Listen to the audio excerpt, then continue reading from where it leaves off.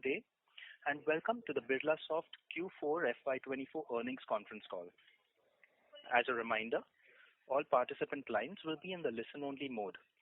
There will be an opportunity for you to ask questions after the presentation concludes.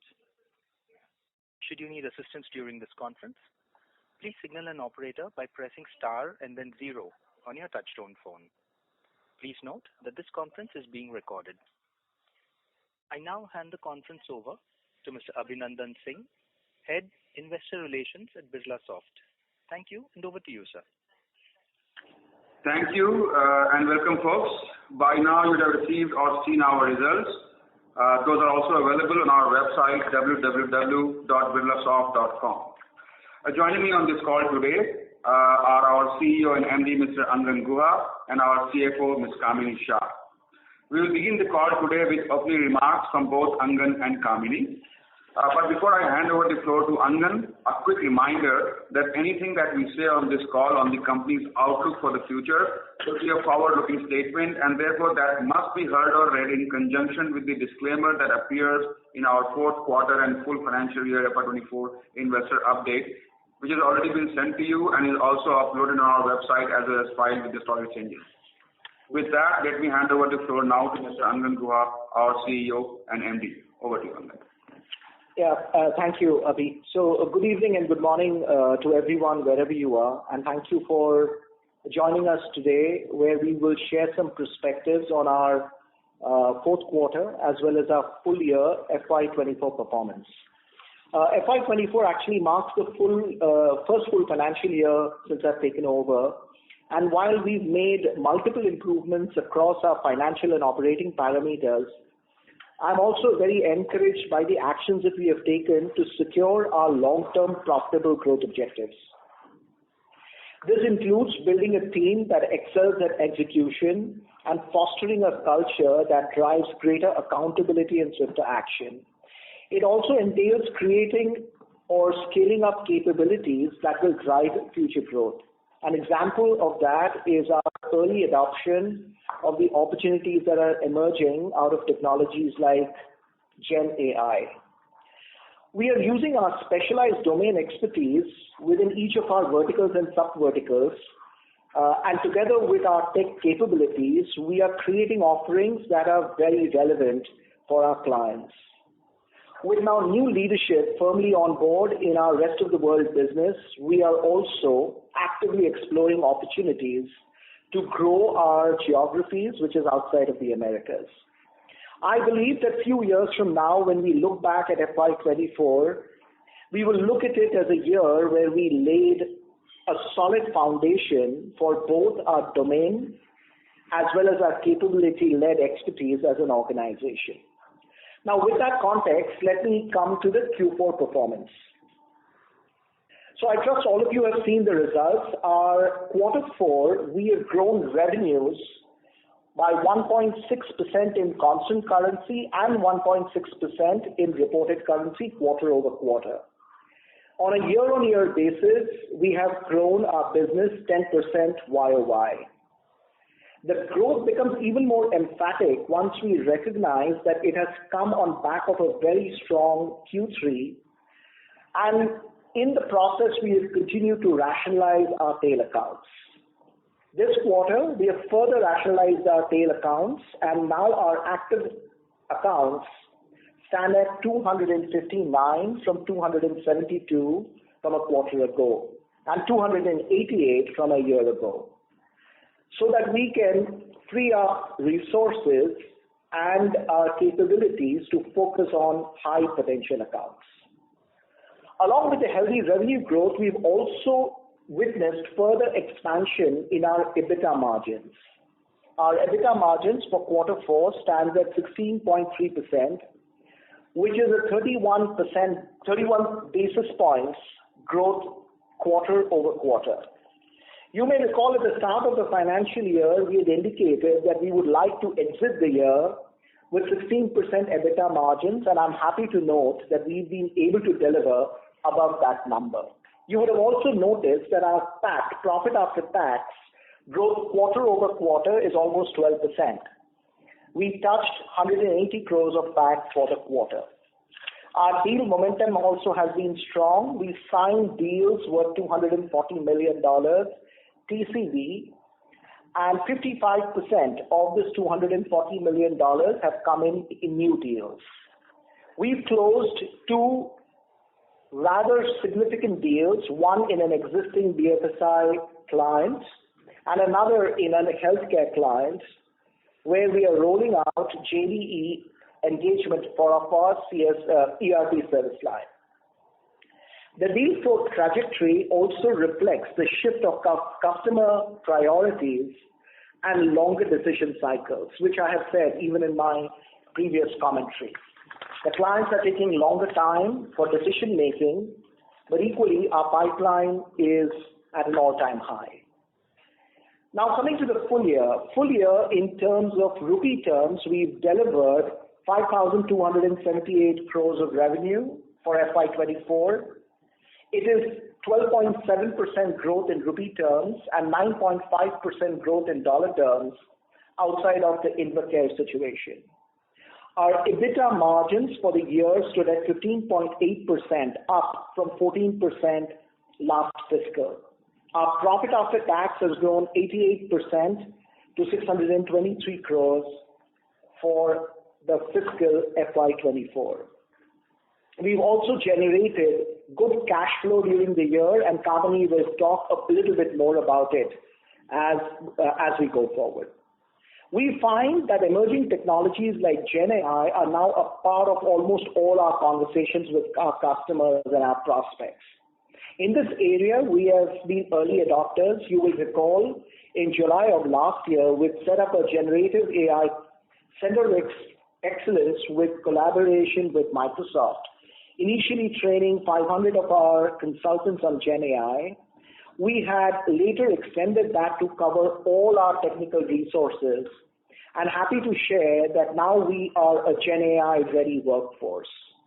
Recently, we also launched our comprehensive GenAI platform, Cogito. This platform with accelerators tailored for every stage of the GenAI enterprise AI journey enables us to deploy GenAI at scale. We now have multiple success stories around GenAI. In many such cases, we've been able to layer GenAI on top of our analytical AI, creating greater insights to drive decision intelligence. I look forward to sharing more on our progress in the subsequent quarters.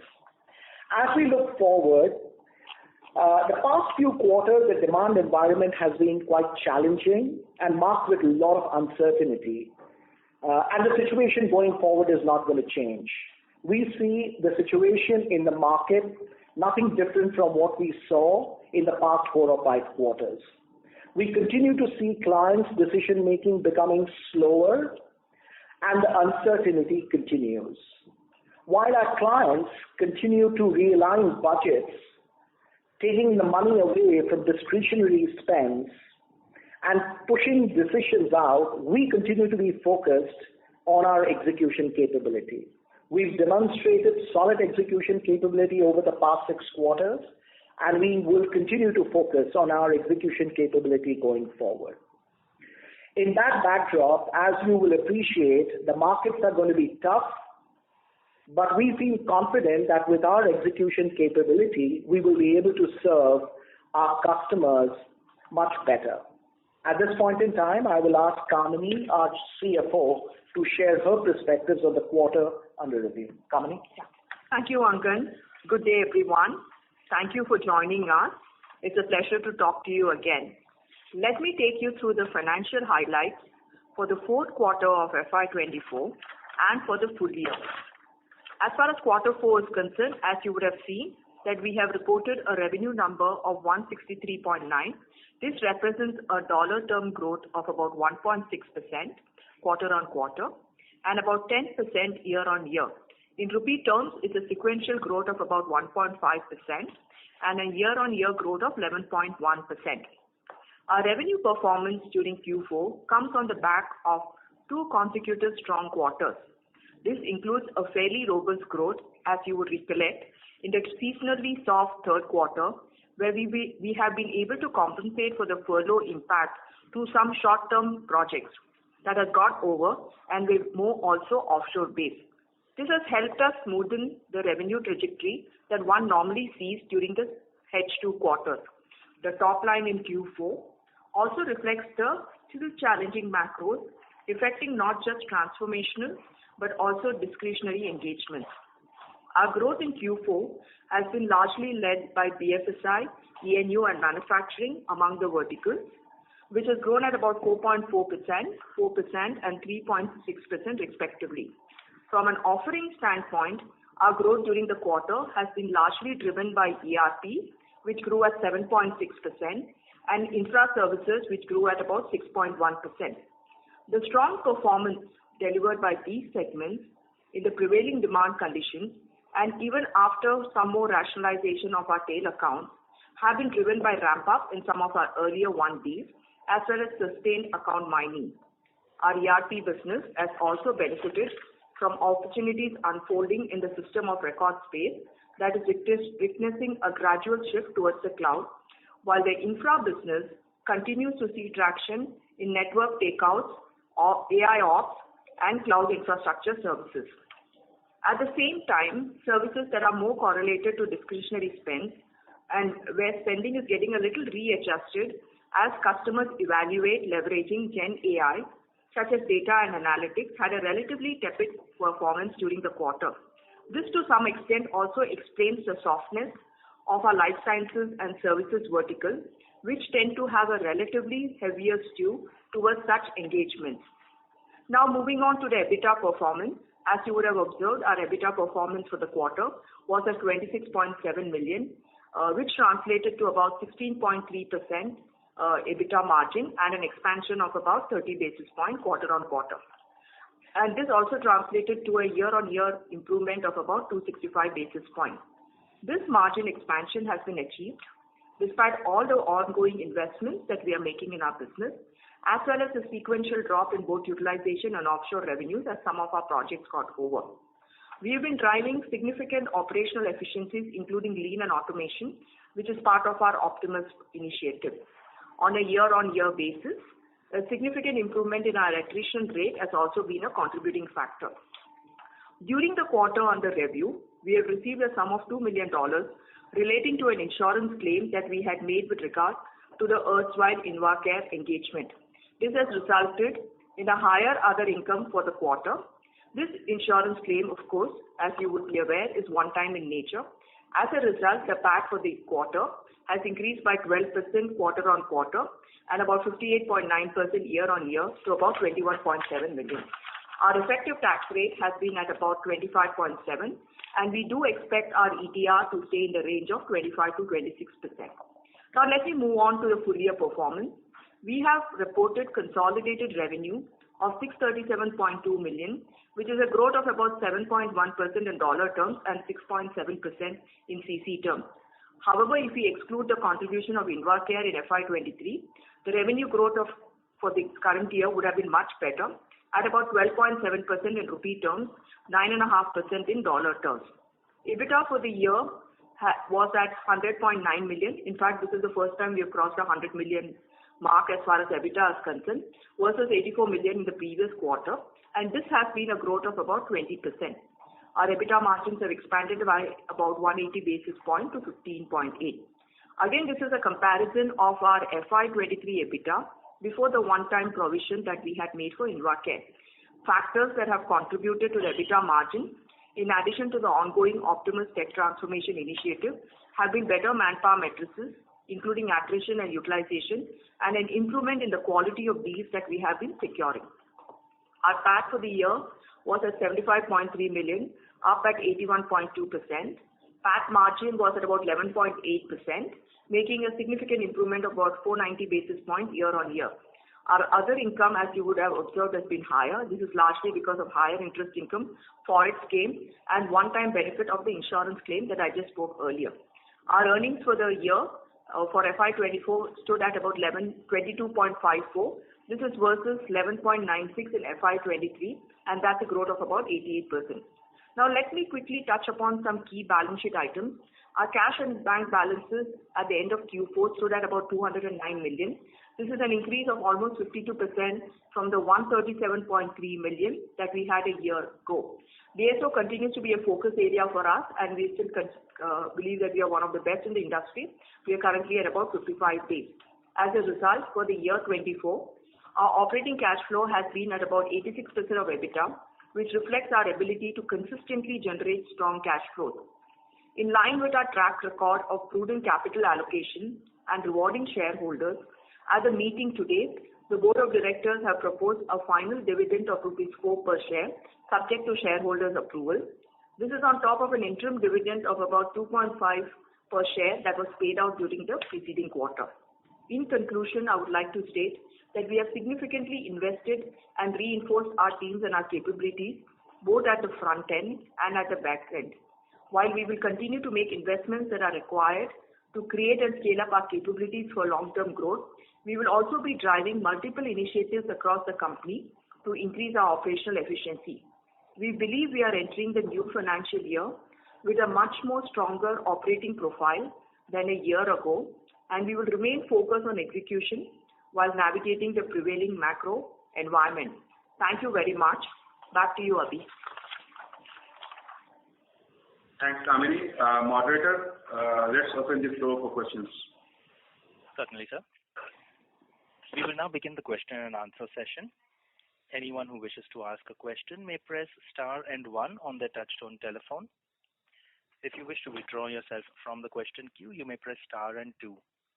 Participants are requested to please use handsets while asking a question. Ladies and gentlemen, we will wait for a moment while the question queue assembles.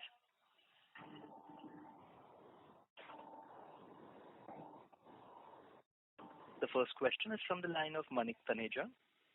Sorry. The first question is from the line of Ravi Menon from Macquarie. Please go ahead. Thank you. Again, congrats on a pretty good broad-based growth. Could you talk a bit about, you said that the macro is still very challenging and the demand outlook, not very encouraging. So how do you say has this changed through the quarter, and how do you think this is compared to where we were last year? Yeah, thank you, Ravi. So, Ravi, look, from our perspective, the clients that we serve, we don't see any material changes from what we were seeing about 1 year ago, right? There was a lot of volatility about 1 year ago. There was volatility 2 quarters ago. And there was volatility last quarter, and we saw a lot of volatility this quarter as well. Going forward, Ravi, our belief is the volatility will continue. It'll be more of the same. So there is no material changes. But you must also appreciate this is a year where 60 countries are going into election, right? The big countries that we serve, the United Kingdom, the United States, India, are all in an election mode. So it is very difficult for us to kind of conclude in terms of how the economy will move. When we speak to our clients say that it's more of the same, it's not improving. Whether it will deteriorate or not, it is hard to say. So our endeavor, Ravi, will be to continue to focus on execution. We've delivered a strong year, and we want to continue to focus and try and deliver above the industry average growth.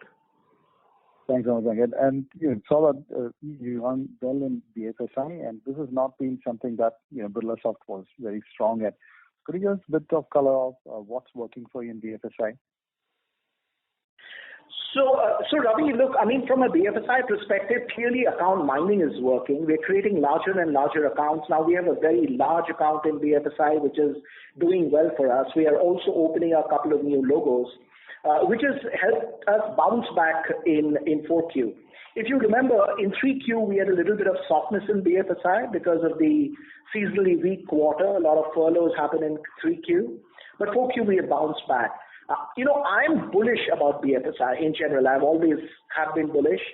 I think BFSI will continue to drive a lot more growth. But like I keep saying, for us, BFSI is a very small business.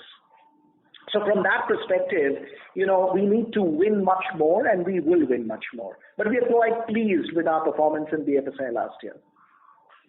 Thanks, Venkat. And one last question on the life sciences, the decline. I'm not sure if I missed something, but could you talk a bit about that? Yeah.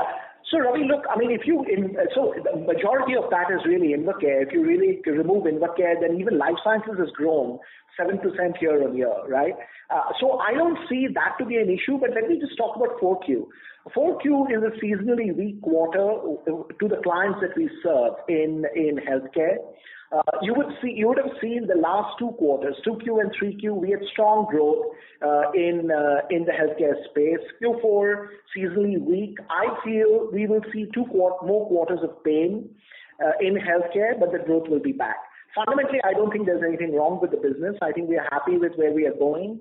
We're continuing to invest in the business. We are winning more deals and more clients.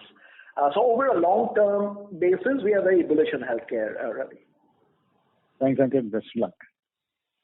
Thank you. Thank you. The next question is from the line of Manik Taneja from Axis Capital. Please go ahead. Hi, thank you for the opportunity. And then while my question pertains to certainly seeking some clarification on the life sciences vertical in the current quarter, was this weakness as part of the business plan or this came as a surprise to you? That's question number one. The second question was with regards to the client rationalization that we've been doing at the bottom end of the pyramid. This has been an ongoing journey over several years. And just want to essentially understand what do you think or where do we essentially start to think about new customer logo additions, or there might be more rationalization to go with? Yeah, thank you, Manik. So Manik, look, first of all, the life sciences, softness in 4Q is a part of the plan. It is not a surprise. We knew it all the while. And if you look back in history, 4Q has always been a little softer for healthcare, barring the 3 years or 4 years ago when we won the large deal with Denvercare. But outside of that, if you look at it, always 4Q has been soft for healthcare. So just to clarify, it is a part of the plan, and I don't think there is anything more to it. But equally, healthcare business, I continue to see, at least the clients that we serve, we continue to see softness, at least for a couple of quarters.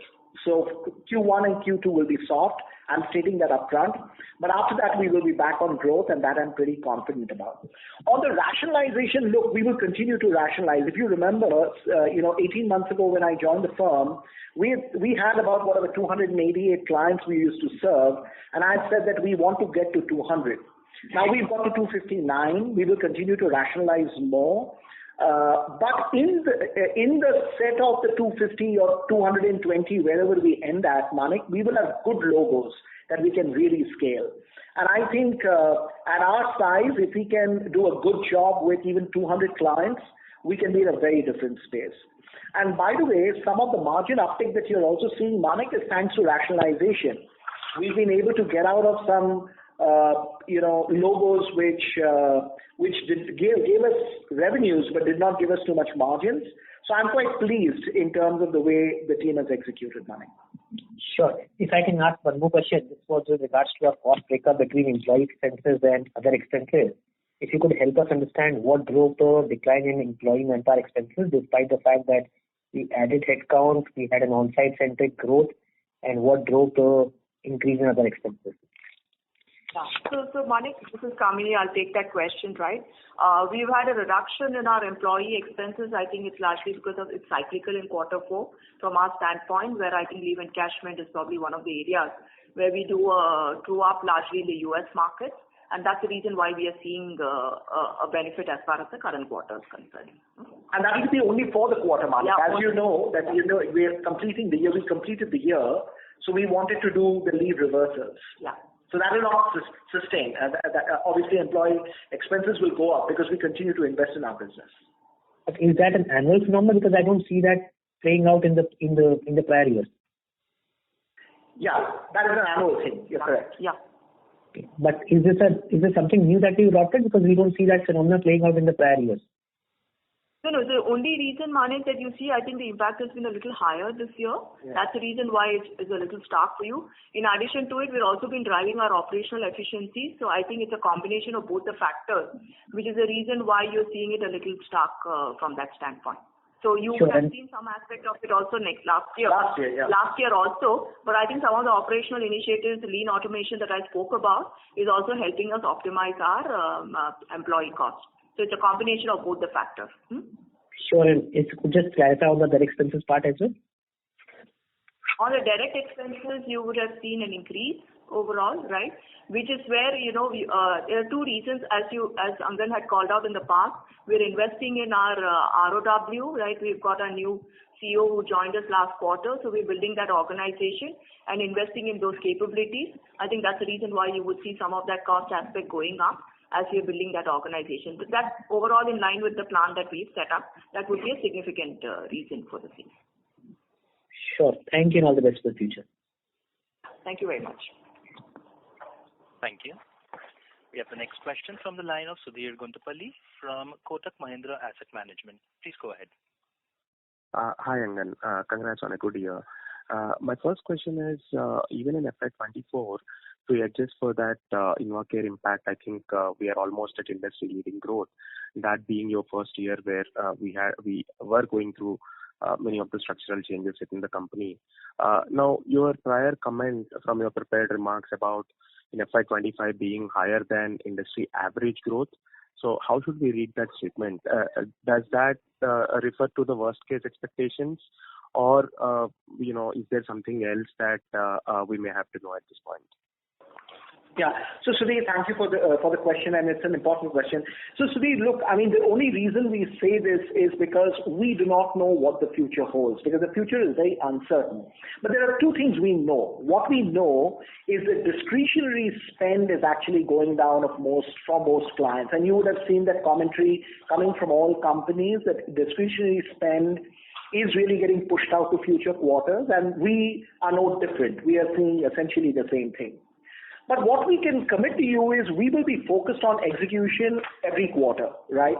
And we will, of course, aim to deliver industry-leading growth. Now, what that number is, we can't guide. It is very, very hard to guide, and especially in a year which is so volatile, it'll be very hard to say. But all I can commit to you, like I said, is that we will be focused on execution. We will, as we have done over the last 6 quarters, take one quarter at a time, and we will try and put our best foot forward in terms of executing.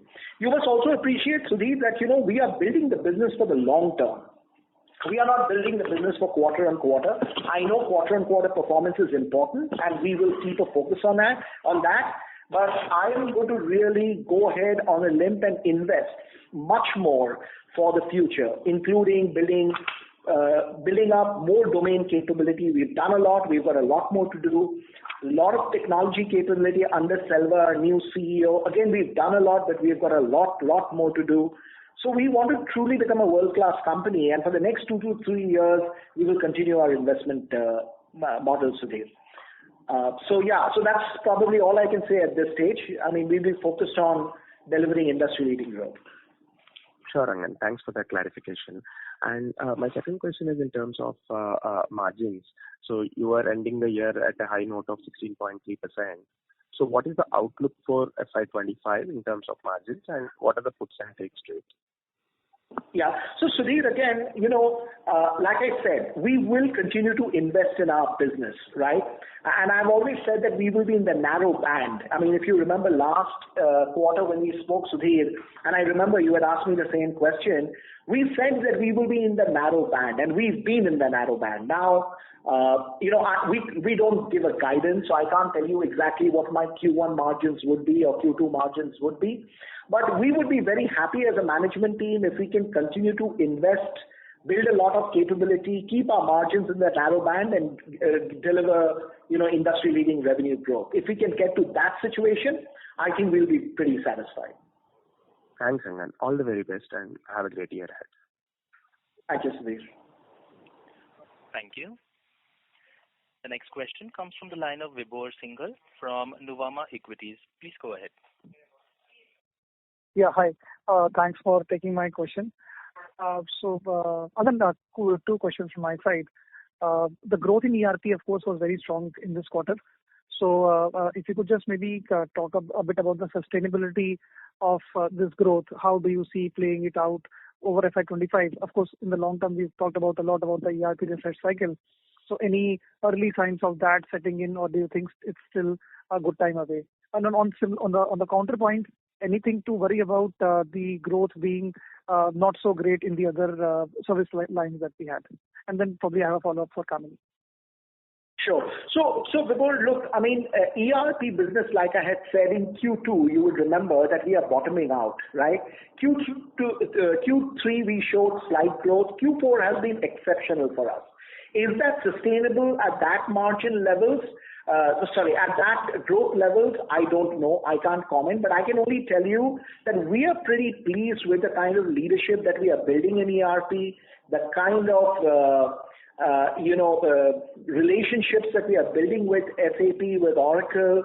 I think we are very pleased with the kind of investments that we have done on all of that. So I would suspect that our ERP business will continue to do well. Now, how much would it grow? I can't really comment because, like I said, the market is so volatile, it's hard to comment. But we are pleased with the investments that are going in. What was your second question, Vibhor? The question was, I mean, on a similar note, the other service lines, data analytics, digital and infra, they all reported a modest performance. So anything to read into that, or just a seasonality thing? No. So look, I mean, our infrastructure business actually did very well. And, the infrastructure business almost grew 6.6% sequentially. So they have done very well. Our digital and data business, has grown 20% year on year, right? I still am not very happy with our data business performance. And now we have new leadership to run our digital and data, which will also create a lot of AI capability. So I would say that, by and large, I'm bullish about our digital data, our ERP, and our infrastructure business. Now, the question is, when do we get to industry-leading growth in data? And we are putting a lot more investments. We have hired a lot more people to just look at our data business because, Vibhor, as you will realize, unless we've got a great data business, we can't build a great AI business. So that's a clear focus for us. But I will admit that data we've not done well, but digital, infra, ERP, I think we've done exceptionally well. Got it. Thank you, Angan, for that detailed explanation. Just one follow-up question for Kamini. I mean, if I look at the margins, as I think Sudhir also mentioned, margins in this quarter was quite great. And as we continue to invest into the business, the margins will be in the narrow band. But from a longer-term point of view, what is the aspiration going to be? I mean, is this 14 to 15% kind of a band be our long-term target as well? Or for the next couple of years, do you see some, levers and scope for margin expansion, taking it to maybe some different desired levels? And if whatever they could be, if you could throw some light on that. Yeah. So, Vibhor, look, let me take that question, and maybe Kamini can add if Kamini has a different point of view. Look, I mean, from our perspective, like I said, for the next 24 to 36 months, we'll be in an investment mode, right? And we would love to keep the margin in a narrow band. And if you realize that when we invest, we will invest upwards of 1 or 1.5% of revenue in our business. So even if we can keep the margin at a narrow band, we'll be incredibly satisfied. But in the longer term, once our business crosses $1 billion, we clearly see margin improving because, right, our business is high on operating leverage. And as the revenue becomes larger and larger, our margins will only continue to improve. Now, you may not see that improvement over the next year or so because we want to invest. But once we become a larger company, which we will very soon, you will see our margins inching up to higher levels from now. Sure. Thank you so much. Thanks for taking my questions and wish you all the best. Thank you, Vibhor. Thank you. The next question is from the line of Shraddha from Asian Market Securities. Please go ahead. Yeah, hi. Can you hear me? Yeah. Yes, Shraddha, we can hear you. Yeah, congratulations on a great quarter again. Couple of questions. First is, if I look at the revenue growth number, it looks a bit muted despite a 200 basis increase in our on-site revenue contribution. Just some clarification there. Yeah, so let me start and maybe Kamini can add. So look, I mean, we also have some runoffs, right, in terms of projects ending offshore, which is why you will see the on-site revenue going up this quarter. But that is not a sustainable thing. I mean, it will probably correct a little bit as we go into Q1 and Q2. So from that perspective, you should read the numbers from that standpoint. Now, one can argue whether 1.6% was a little muted or not, but it has come on back of, 1.8% in 3Q, almost 3% in 2Q. and almost 4% in 1Q, right? So from that perspective, we are pretty satisfied with the way the year has panned out. And with the margin expansion of almost 1.8%, the combination of revenue growth and margin expansion, at least I feel that, we've executed very well, Shraddha. Right. And another question here is, last quarter you had indicated that, revenue growth was to some extent.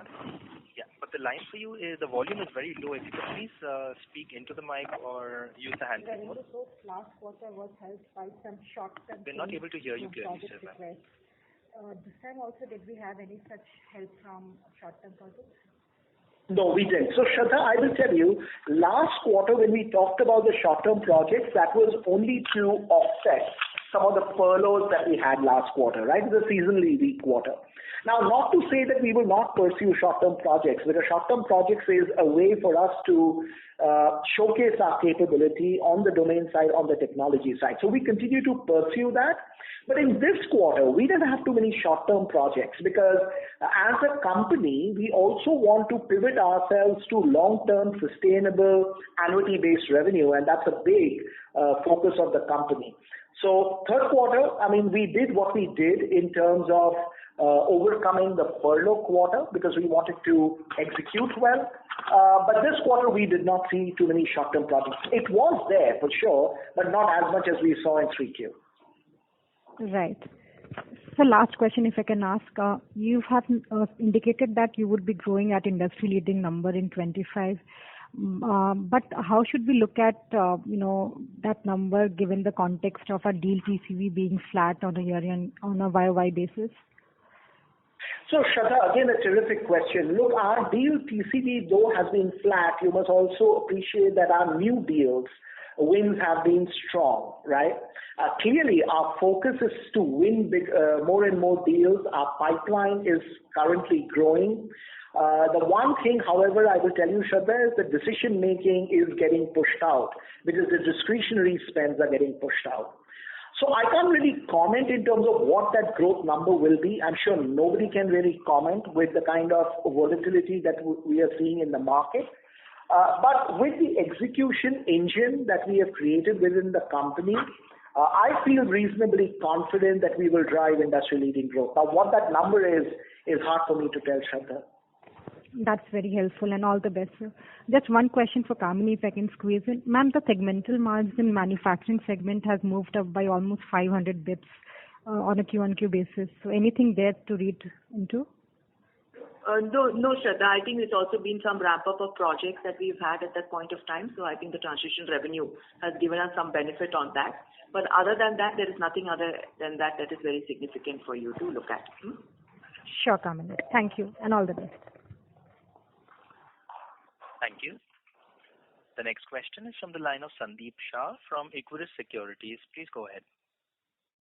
Yeah, thanks. Thanks for the opportunity and congrats, Angan, for a great execution in the last 1 year under your leadership. The first question is, I think in FY24, despite macro pressure, X of Invacare, we have done upwards of 9% constant currency growth. And FY24 being a tough year with some emerging green shoots highlighted by some of your large peers. I do agree you commented that the industry-leading growth is again possible in FY25, but do you believe we can be slightly better versus a high single-digit growth in FY25? I just want to answer on directional basis. I do agree we don't give any guidance. So, Sandeep, look, Sandeep, I'm not trying to sandbag or say something that, trying to hide something. The reality, Sandeep, is the markets are really very volatile, right? The companies who have said that, this year, FY25 will be better than FY24 are companies which have delivered lower end of the revenue growth, as you know, right? For us, we've already delivered 9.5% dollar revenue growth and 12.7% rupee revenue growth. And by all stretch of imagination, we may not be the best mid-tier company, but we are right up there. So for us, when you look at from our context, right, can we repeat that performance? Of course I want to repeat that performance. But can I commit to it today? I cannot commit, right? Because we don't know what we don't know. Our endeavor will be to continue to focus on execution, serving our clients well, delivering well to our clients, driving our internal technology transformation, and winning deals, right? Converting the pipeline into deals. If we can focus on that, revenues will follow. And that is what we will focus on. But how much growth will we deliver, Sandeep? Quite frankly, if I knew, I would have told you. But quite frankly, I don't know. Okay. This Angan follow-up looks like, if I'm wrong, just let me know. My assessment is incrementally on your outlook on discretionary IT spend. It has become slightly more bearish versus 3 months back. So is it coming because of some sudden change with the client negotiation in the last 2 to 3 months, or this is my wrong assessment of it? So Sandeep, I can only tell you from the clients we serve, right? Because we serve a completely different set of clients, maybe from some of our larger competitors. So I can only talk about my client base. So in my client base, nothing has really changed from a discretionary spend perspective. Only, like we talked about in our earlier call, decisions are getting pushed out, right? So look, we've not lost a single deal in the last 2 quarters, which are large. I mean, we may have lost some smaller deals here and there, but we've won our fair share of deals. But our problem, though, which continues to kind of keep me awake at night, is decisions are not being taken, and some of the deals are getting pushed out quarter after quarter after quarter, right? Which is why, I feel the discretionary spends are getting pushed out, and that may have an impact in terms of how this year pans out for us and for the industry as well. Sandeep. Okay. And just in terms of large deal which we have closed in the BFSI, is it the ramp-up schedule on schedule for the first quarter of FY25? Because that itself may drive close to 1.5% Q-on-Q growth. And the second question isn't, So Sandeep, let me take that question right up front. So first of all, the deal is large, but it has a combination of at least 70% renewal and 30% net new, right? So that's number one. And this is not a very when I say large deal from my context perspective, I can't give you the exact figure because we are under NDA, but I can only tell you a lot of it is renewal. But the only reason we are pleased is because, we've been able to renegotiate the deal, etc. So it's a positive sign for us.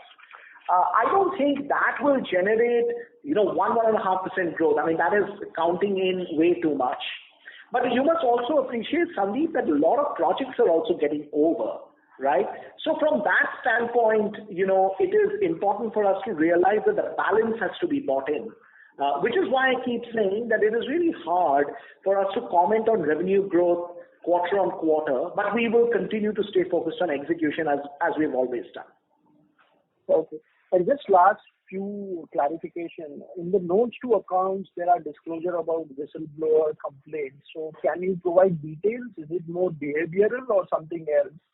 And in terms of margins, when we say narrow band, are we comparing with the Q4 exit or are we comparing with the FY24 EBITDA margin? Yeah, Sandeep, first of all, thank you for asking the first question, which is the whistleblower, because it helps me clarify. So first of all, we have had 2 complaints. Both complaints are behavioral in nature in terms of the way some of our leaders have conducted themselves and the way some of our leaders have used language, etc., etc. So we don't see any financial impropriety at this stage, but look, the investigation is still on. Keeping good corporate governance in mind, we thought we should put that line in our income statement because we want to be open and we want to be extremely transparent. But based on what we know today, there is no financial impropriety. So what was the second question again, Sandeep? Yeah, in terms of margin, when we say a narrow band movement, are we comparing with Q4 exit rate of 16.3 or 15.8% what we delivered in FY24? Again, if I say that, that will be like giving a guidance, which we do not give. So I can't really say that, but I can only tell you that it will be you've seen our last 3-4 quarter performance, so you have to make a judgment call on that. But it will be within the narrow band. That's all I can say right now. Okay, fair enough. Thanks and all the best. Thank you, Sandeep.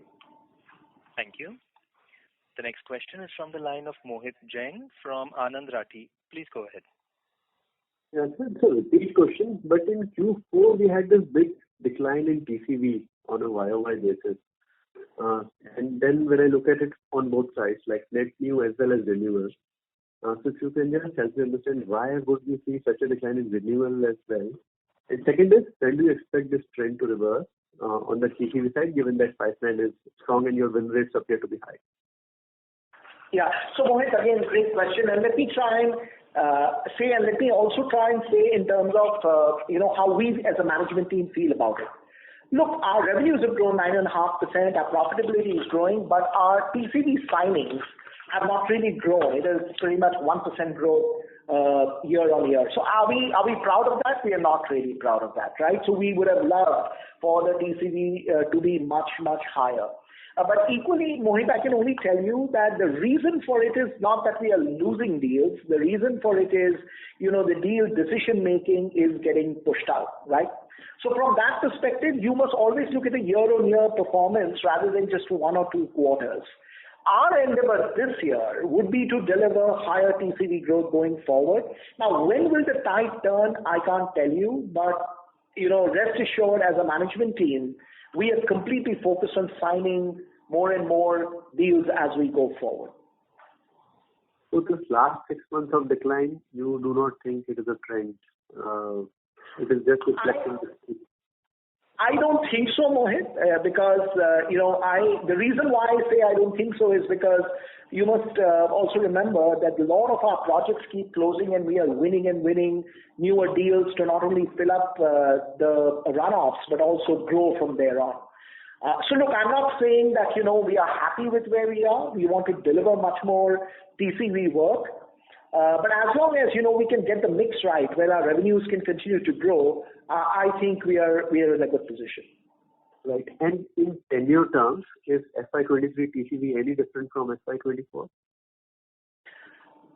No. So it is pretty much the same, but you have a valid question. Do we need to sign more longer-term deals? We need to. I don't think we have signed too many longer-term deals, barring maybe one large deal. But yeah, the focus is to sign more longer-term deals. Sure, sir. Thank you. That's all from me. Thank you, Mohit. Thank you. The next question is from the line of Anmol Garg from DAM Capital. Please go ahead. Yeah, hi, Angan. Thanks for the opportunity. Had a couple of questions. Firstly, we have talked about expansion outside of US. Now, would this happen organically, or are you also looking at acquisitions? And are you also looking to expand outside of Europe? Yeah, Anmol, thank you. So first of all, the reason why we want to focus on outside of the United States is because today, as you know, 86% of our revenues coming from the US. But that doesn't mean we will not focus on the US. US is a key market. It is a huge market. We are probably a very small player even in the US. So there is a lot of opportunity to do much more in the US. But equally, to get a little bit more global, we want to expand our business outside the US. So our focus is going to be in the United Kingdom. Our focus is going to be in Switzerland. Our focus is going to be in Germany, these 3 markets in Europe. But we will also focus on India. And India, we will have some specific focus. And once, Manju, who's our rest of the world leader, settles down, he's just joined about 2 or 3 months ago, I will also make sure that he is front and center in front of all of you talking about his strategy. But clearly, we want to focus on that one, those markets. Now, organic versus inorganic, look, like I had said earlier, we've had now 6 quarters of reasonably good performance. We are generating a lot of cash. Like Kamini said, we've generated our operating cash flow is almost 85% of our EBITDA.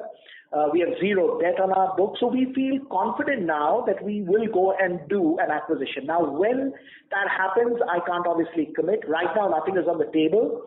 But we will look at acquisitions not to aggregate revenue, but we will look at acquisitions only if it adds value to either our domain or to our capability and is, at least margin equal, if not accretive. So we have to look at all different parameters before we deploy our cash, but we are definitely looking at all parameters there, Anmol. Sure. Thanks for this, Angan. And I have a second question.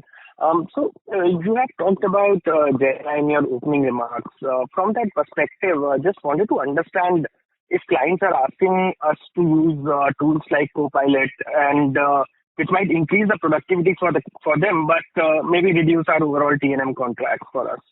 So if you can indicate that if that is happening and if any of it is getting compensated by better pricing. Yeah, great question, Anmol. So first of all, we are using GenAI to disrupt our own company. Under Selva's organization, and Kamini has spoken about it, I've spoken about it in the past, we've embarked on a program called the Optimus program. Now, the Optimus program is going to be a 2 to 3 year program where we will use AI and GenAI technologies to not only disrupt our own processes, but also automate our processes within the company, reduce the number of processes and make it a more technology-enabled organization. Now, that will do two things and more. One is it will help us to improve our profitability because we are investing so much in our business and we need to have the money to invest and still maintain profitability. That is what it will do. But equally, it will help to make our lives of our people much more easier. That is the two things. Now, because we are building all this capability internally and we are driving this great transformation within our company, we have also gone to our clients, right? And we today have done POCs and we've done so much work for our clients.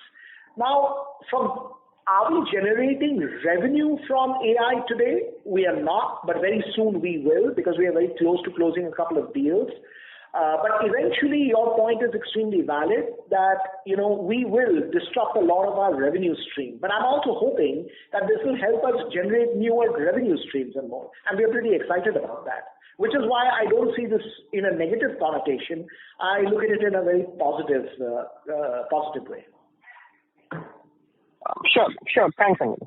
Thanks for the clarification. Thank you, Anmol. Thank you. The next question is from the line of Dipesh Mehta from Emkay Global. Please go ahead.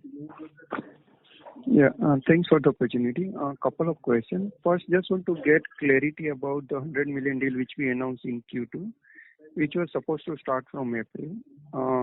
So whether we are on track for that deal from ramp-up perspective, and the contribution will likely to start from Q1. Second question is about the BFSI. This quarter also we have received significant new business from existing BFSI client, which in a way indicate net new portion is also decent size. So just want to understand contour of the deal and what played out well for us in BFSI success. Second question is about life science. You indicated softness to persist for next 2 quarters. So can you help us understand what is playing out in life science sector and particularly client whom we serve?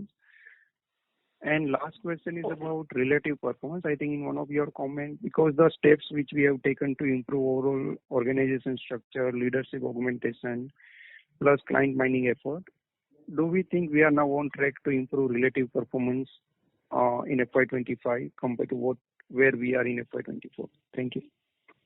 Yeah. So the big 4 questions. First of all, the large deal that we won in Q2 is on track, right? But again, I must be careful of saying this because the large deal is on track. There is no problem. We will continue to start seeing revenues from them. But it is not such a direct correlation because equally we will finish some projects as we go into Q1 and those projects have to be re-won. So please do not take it as a linear thing where linearly some amount of revenue will come in, but on the other side we may finish some projects. So which is why, because of the uncertainty, I cannot really comment in terms of the numbers. But to answer your question, is the $100 million deal on track? Absolutely on track. The second question on BFSI. BFSI, we are winning deals, but you must also appreciate, like I said very openly, that 70% of that deal is a renewal. We have 30% of net new. That net new revenues will probably keep coming in, maybe Q2, maybe Q3, or Q2 onwards maybe, right? Depending upon when we transition and how we do it. So I'm not so concerned about that. In fact, what's working for us in BFSI is our ability to mine accounts, as well as our ability to open new logos where we can land and grow. Now, will BFSI continue to deliver growth? I'm hoping it will continue to deliver growth. I'm reasonably confident, in fact, that it will continue to deliver growth. In healthcare services, again, you will, like I said in an earlier comment, that we will see a couple of quarters of softness. But fundamentally, there's nothing wrong with the business. Our clients are strong. The clients that we serve are seasonal clients, and in a couple of quarters, growth will be back. Is our pipeline in healthcare improving? Our pipeline in healthcare is improving. Are we opening newer and new logos? We are very close to opening 3 new logos in the healthcare business, which will start delivering revenues maybe 3-4 quarters out. So I think overall we are reasonably okay in the healthcare business, but it will continue to be seasonal, Dipesh. I forgot your last question. Can you repeat your last question? The relative performance compared to, let's say, where we were in 24. Yeah. So Dipesh, look, I can't, this is a very hard question because I don't know what competition is going to do. I can only tell you that, I will, more than looking at competition, I want to deliver industry-leading growth for ourselves, right? So am I confident that we have the right leadership? I'm absolutely confident. Are we done hiring people that we need for our business? Well, we are never done, but we've hired the majority of the leaders. We'll continue to hire more leaders to, augment our current leadership. That's an ongoing activity. But look, I'm confident that, we've got an execution engine going. Now, we may have a couple of quarters of muted growth or a couple of quarters of excellent growth. I don't know. That will be a manifestation of the market. But, as a management team, we are reasonably confident that, over the next 1, 2, 3 years, we will be a much stronger company than we were 1 year ago. Understood. Just last clarification, this 100 million deal is likely to start from April, right? That is how the timeline was, or it has contributed in Q4? It will. No, it has not contributed. Well, it would have contributed a little bit of transition revenue in Q4. But yeah, it will start contributing from April onwards. That's correct. Great. Thank you. Thank you. The next question is from the line of Apurva Prasad from HDFC Securities. Please go ahead. Yeah, thanks for taking my question. Angan, if you have to look back over the past year, how would you characterize the performance, what you've delivered as compared to what you expected? And which areas would you characterize to be better than your expectations, and then what is not fair as per your expectations? Yeah, so that's a tough question. I'll be honest with you, okay? Look, we did a lot of heavy lifting over the last 16 months, and I will not look at just the last 1 year, but from the time I am in the firm. So over the last 16 months or 18 months, we've done a lot of heavy lifting. So I'm pretty pleased with that. Now, could I have done better? Sure, I could have done better. Am I satisfied with my performance? Well, yes and no. Yes, because, we've got to at least 9.5 in a relatively tough quarter. But could we have done better? I think we could have done better. So to that effect, am I satisfied? I'm not satisfied. Apurva, the other question I think somebody else asked, I think Sandeep or even Shraddha had asked, right? That are we satisfied with our TCV performance? We are not. We could have done better in TCV. So there are a lot of areas that we could have done better on. We could have done better in our data business. We've not done a great job in our data business. So there are a lot of areas we can do much better on. But look, we'll take one step at a time. We'll take 1 year at a time because, we are here for the long term. We want to really build a long-term, healthy, growth-oriented, cash-generating business. That's our commitment. Look, I can't comment. 1 quarter could be good, 1 quarter could be bad. But our commitment is to build a long-term, growth-oriented business which generates good cash flow for the company and delivers good profitability. Got it. And any comments on the pipeline, because the net new would need to accelerate meaningfully if you have to even replicate this year's performance. I agree, Apurva, and that's one place, again, like I said, we've not done well. But our pipeline is strong. We've got about $1.8 billion worth of pipeline, and we want to improve it to about 2.4 to 2.5 billion. We are working on it. Are we there yet? We are not. But yeah, we have a lot of effort over the next 6 to 8 months will be on order booking. Got it. Thanks and all the best. Thank you, Apurva. Thank you.